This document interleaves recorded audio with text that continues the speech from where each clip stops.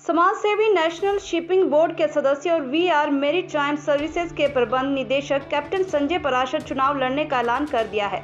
संजय पराशर लंबे समय से जसवान परागपुर में समाज सेवा के कार्य में जुटे और कोरोना काल में भी जरूरतमंदों की काफी मदद की। वहीं अब उन्होंने जसवा परागपुर से चुनावी ताल ठोक दी है। शनिवार को शिमला में जसवा परागपुर विकास परिषद के बैनर तले राज्यपाल के साथ बच्चों का संवाद करवाने के बाद पत्रकार वार्ता में कैप्टन संजय पराशर ने चुनाव लड़ने की इच्छा जाहिर की।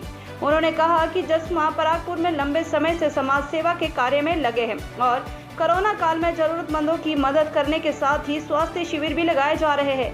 इसके अलावा 36 गाँव में निःशुल्क कंप्यूटर व इंग्लिश लर्निंग केंद्र खोले गए हैं।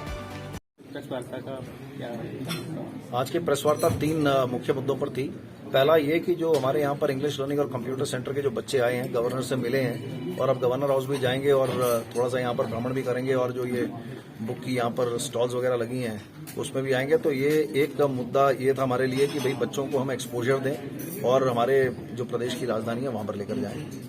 तो गवर्नर साहब से मिले, उनके वर्ड्स ऑफ विजडम मिले, उनके साथ में इनफॉर्मल चैट भी किया बच्चों ने और साथ में अपने यहाँ से उन्होंने कुछ पत्र लिखे थे, वो भी गवर्नर साहब को दिए और हम क्या काम कर रहे हैं उधर बच्चों के बीच में वो हमने सार्वजनिक किया और वो हमने गवर्नर साहब को भी बताया। दूसरा मुद्दा हमारा ये रहा कि यहाँ पर जो हम एम्प्लॉयमेंट जनरेट कर रहे हैं मर्चेंट नेवी के लिए अपने गांव से देहात से, उसमें हमारे गांव की बेटियां भी अभी मर्चेंट नेवी में जा रही हैं। आने वाले समय में छोटे गांव के बच्चे बड़े बड़े जहाजों पर कप्तान बने, चीफ इंजीनियर बने, उसका जो प्रयास है वो भी आज हमने साझा किया।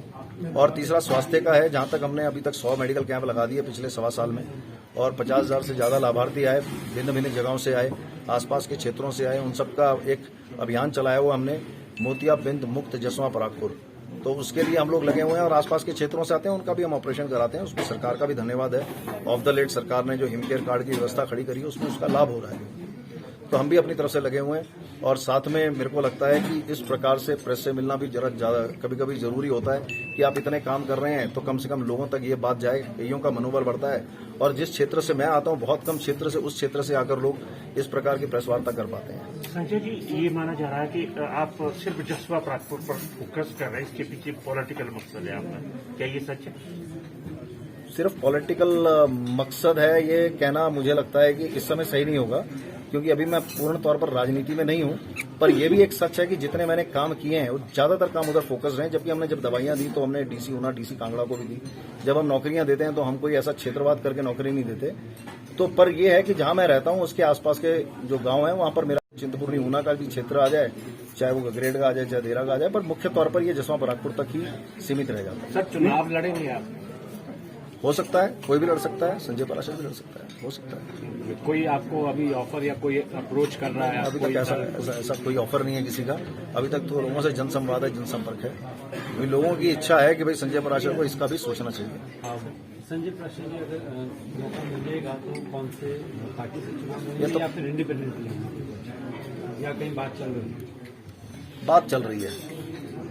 अब वो पेनल्टी कॉर्नर से पेनल्टी गोल होता है, वो देखेंगे, समय बताएगा।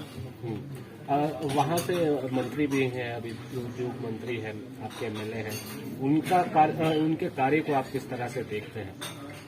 मुझे लगता है बहुत कुछ किया जा सकता था और जो हमारी अपेक्षाएं हैं, जो मेरी अपनी पर्सनल अपेक्षाएं, जो लोगों की अपेक्षाएं हैं, मुझे लगता है उस पर ज्यादा काम हो सकता था। क्योंकि ऐसे मौके बार बार नहीं मिलते किसी एक विधानसभा क्षेत्र को कि जहां पर इतना दायित्व वाला मंत्री हो और उसके बावजूद भी हमें लगे कि थोड़ी सी कमियां रह गई और कुछ हो सकता था।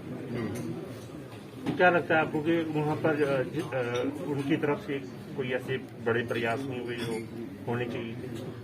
ये सवाल आप उनसे पूछेंगे तो ज्यादा अच्छा रहेगा। जहां तक मेरा अपना मानना है, मुझे लगता है कि जो होना चाहिए था, जिस लेवल पर होना चाहिए था, उस लेवल पर नहीं हुआ। बाकी दुनिया और जो वहाँ के क्षेत्र के लोग हैं या जो मंत्री हैं वो इस पर ज्यादा अच्छा बता सकते हैं।